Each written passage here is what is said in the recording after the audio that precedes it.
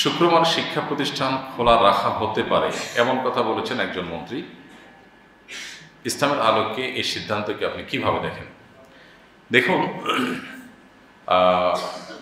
আমরা দেখেছি গত রমজান মাসে শিক্ষা প্রতিষ্ঠান অনেক ক্ষেত্রে খোলা ছিল এবং শিক্ষা প্রতিষ্ঠান যখন রমজান মাসে বিশেষ করে স্কুল কলেজ, আরও স্পেসিফিকলি বললে স্কুল যখন খোলা থাকে তখন স্কুলের শিক্ষার্থীদের জন্য রমজান মাসে রোজা রাখাটা কষ্টসাধ্য হয়, এটা বলাই বাহুল্য। রোজা রাখা কঠিন হয়, অনেকে রোজা রাখতে চাইলেও তার দ্বারা রাখা সম্ভব হয় না বা রাখতে পারে না। তো আমাদের এই বিষয়গুলো খুব গুরুত্বের সাথে দেখতে হবে যে আমাদের জাতিগত শিক্ষা, জাগতিক শিক্ষাটাই কি একমাত্র যথেষ্ট, নাকি জাগতিক শিক্ষার পাশাপাশি আমাদের নৈতিক শিক্ষারও প্রয়োজন আছে।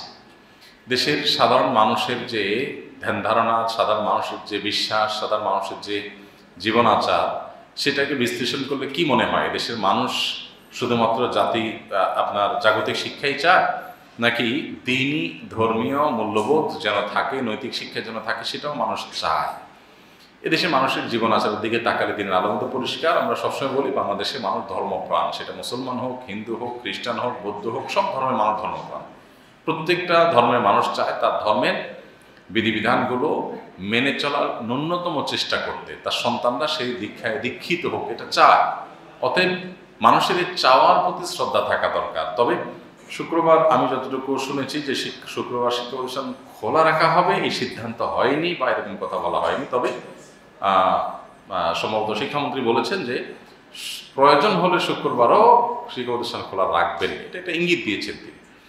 তো আমরা সংশ্লিষ্ট মহলকে অবশ্যই বলবো যে শুক্রবার কোনোভাবেই যেন শিক্ষা প্রতিষ্ঠান খোলা রাখা না হয়, কারণ আমাদের শিক্ষার্থীদের সপ্তাহে একটি দিন অন্তত দিনী শিক্ষা পাওয়ার, দিনী পরিবেশে যাওয়ার যে সুযোগ আছে, সেই সুযোগটা যদি বন্ধ হয়ে যায় তাহলে আমাদের যে তরুণদের অনেকে যে বখাটেপনা, তাদের মধ্যে অনেকে যে বিপদগামিতার পথে চলে যাচ্ছে, কিশোর গ্যাংয়ের মতো সমস্যা তৈরি হচ্ছে, এই সমস্যাগুলো আরও প্রকট আকার ধারণ করবে।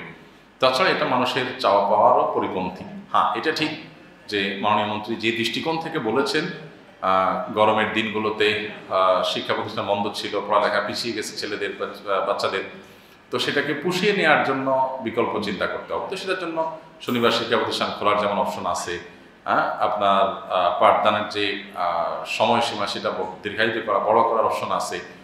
পৃথিবীর অনেক দেশে ভোরবেলাতে থেকে স্কুল কলেজগুলো, মাদ্রাসাগুলো খুলে ফেলে ভোর থেকে। তো আমরা যদি সকালে ভোরে খুলি তাহলে সেক্ষেত্রে লাভ হবে। একে তো সকালের আবহাওয়াটা অনেক ভালো থাকে, খুব বেশি আপনার স্ট্রাগল করতে হয় না এটা আমি স্কুলে যেতে ইত্যাদিতে। দ্বিতীয়ত হলো যে আমাদের যে একটা বদ অভ্যাস হয়ে গেছে গোটা দেশে মানুষের, সেটা হলো রাতে তাড়াতাড়ি না ঘুমিয়ে দেরিতে ঘুমাও।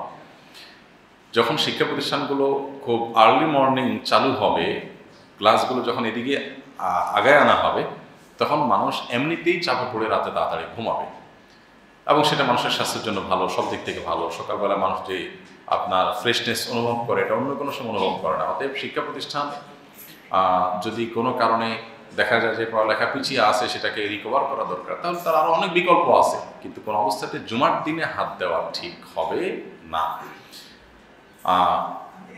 ইসলামের সৌন্দর্যগুলোর একটা হলো জুমার দিন। জুমা শব্দের অর্থের মধ্যেই সেই জিনিসটা লুকায়িত আছে, অর্থাৎ একত্র করে যে দিনটি মানুষকে, একটা মহল্লার অনেকগুলো মানুষ বা কয়েকটা ছোট ছোট মহল্লার অনেকগুলো মানুষ জুমার দিন সমবেত হয়, সামাজিক একটা বন্ধন, সম্প্রীতি তৈরি হয়। জুমার মসজিদ থেকে সাধারণত মানুষকে ভালো কাজের নির্দেশ দেওয়া হয়, সৎ কাজের আদেশ দেওয়া হয়, অসৎ কাজ থেকে বাধা প্রদান করা হয়। এই সমাজ থেকে যৌতুক নির্মূলের পেছনে বা যৌতুক যতটা কমেছে এর পেছনে সবচেয়ে বড় অবদান হলো জুমার মিম্বরগুলোর, ওলামা একরামের, মসজিদগুলো থেকে, মাহফিলগুলো থেকে উঠা আওয়াজের, যার কারণে সমাজের এই অনাচার নিয়ন্ত্রণে এসছে। এবং মাদক যতটুকু নিয়ন্ত্রণে আছে এর জন্য আইন শৃঙ্খলা রক্ষাকারী বাহিনীদের যে ক্রেডিট আছে, এর পাশাপাশি ওলামা একরামের ক্রেডিটকে অস্বীকার করার কোনো সুযোগ নেই। মসজিদের মিম্বর থেকে কথা শুনে কেউ কখনো খারাপ হয়েছে এই নজির পাওয়া যাবে না, কিন্তু মসজিদের মিম্বর থেকে কথা শুনে জীবন পরিবর্তন করে ভালো হয়েছে এরকম নজির শত শত হাজারো। অতএব আমাদের সন্তানদের শিক্ষার নামে যদি শুক্রবারের জুমার দিনের যে তাদের ইবাদত বন্দেগীর সুযোগ, নৈতিক শিক্ষা লাভের সুযোগ, সেটা থেকে বঞ্চিত করা হয়, সেটা আমার মনে হয় না এটা যথোপযুক্ত কোনো সিদ্ধান্ত বা দেশে কোনো সাধারণ মানুষ এটাকে ভালোভাবে নিবে। অবাক লাগে আমাদের দেশের কিছু মানুষ যারা ইসলামের ব্যাপারে যাদের বিদ্বেষ আছে তারা সবসময় খুঁটিয়ে খুঁটিয়ে এই ইস্যুগুলোকে সামনে নিয়ে আসে এবং অহেতুকভাবে এগুলোকে আলোচনা করে জুমার দিনের প্রাসঙ্গিকতা বা এই জাতীয় বিষয়গুলোকে তারা অস্বীকার করার চেষ্টা করে। তারা ইউরোপ আমেরিকার দৃষ্টান্ত দেয়। ইউরোপ আমেরিকাতে সাপ্তাহিক ছুটি রবিবার। কি কারণে রবিবার?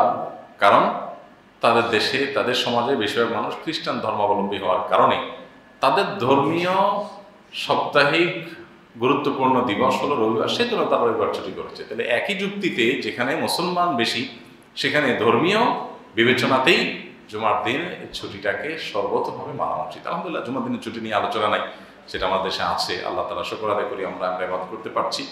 কিন্তু সেই সাথে শিক্ষা প্রতিষ্ঠানে যেন এরকম কোনো সিদ্ধান্ত না আসে যে শিক্ষার্থীরা শুক্রবার শিক্ষা প্রতিষ্ঠানে যেতে হয়। যদি হয় তাহলে সেটা খুবই দুঃখজনক হবে, বেদনাদায়ক হবে এবং আমার মনে হয় না যে এটাকে কেউই ভালোভাবে নেবে। ইসলামী শরীর দৃষ্টিকোণ থেকে এটা কোনো প্রশংসনীয় উদ্যোগ হবে না। আমি আবারও বলছি যে জাগতিক শিক্ষার চাইতে আমাদের সন্তানদের নৈতিক শিক্ষার প্রয়োজন কোনো অংশে কম নয়। এটা এদেশের ধর্মপ্রাণ মানুষের প্রত্যেকটা মানুষেরই কম বেশি চাওয়া যে তার সন্তান যেন স্বধর্মে শিক্ষায় দীক্ষায় দীক্ষিত হয়।